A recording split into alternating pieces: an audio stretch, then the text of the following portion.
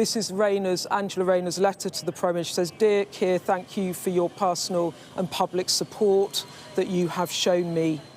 She then goes on to say, "On Wednesday, I referred myself to your independent advisor to conduct a thorough investigation into my personal financial circumstances after I became aware I inadvertently paid the incorrect amount of stamp duty." She goes on to say, "I've always taken my responsibilities as Deputy Prime Minister, Secretary of State for Housing and Local Government, as well as a Member of Parliament, with utmost seriousness. I have long believed that the British people, that people who serve the British public in government must always observe the highest standards.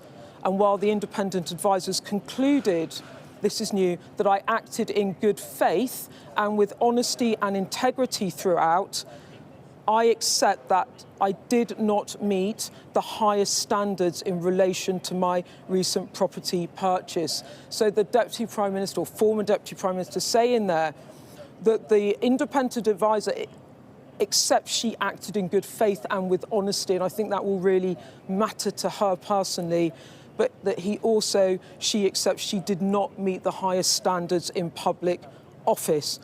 She says, "I deeply regret my decision not to seek additional specialist tax advice, given both my position as Housing Secretary and my complex family arrangements.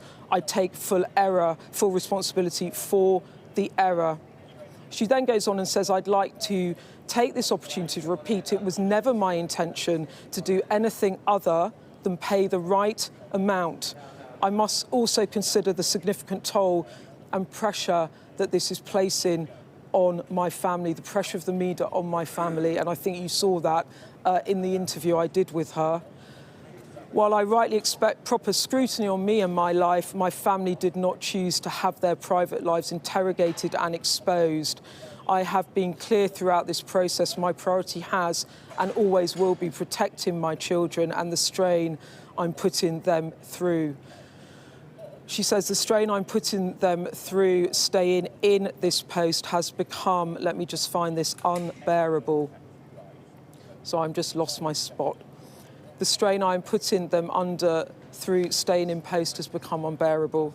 Given the findings and the impact on my family, I have decided to resign as Deputy Prime Minister, Secretary of State for Housing, Communities, Local Government, as well as Deputy Leader of the Labour Party." She then goes on to talk a bit about her backstory. "For a teenage mum from a council estate in Stockport to serve as the highest level of government has been the honour of my life." Angela Rayner goes on to say, "The challenges of government are nothing compared to the challenge of putting food on the table and getting a roof over our head when I brought up kids working as a home help. Too many people face the same across our country." She goes on to say, "I've always known that politics changes lives because it changed mine. The last Labour government gave me the tools I needed to build a better life for me and my son. And that's why I've been working relentlessly in government to do the same for the next generation." She goes on to say, "Every day I had in office, I worked to serve working class communities, which are too often overlooked. I'm proud that in every decision I made, I did it for them. I would never have become Deputy Prime Minister if not for the decisions taken by the last Labour government." And she goes on to some of the things that the Labour government did for her and her family. She then goes on to give a record of some of the things she did in government, talking about the Renters' Rights Bill, the Planning and Infrastructure Bill, so going through her record, and the English Devolution Bill.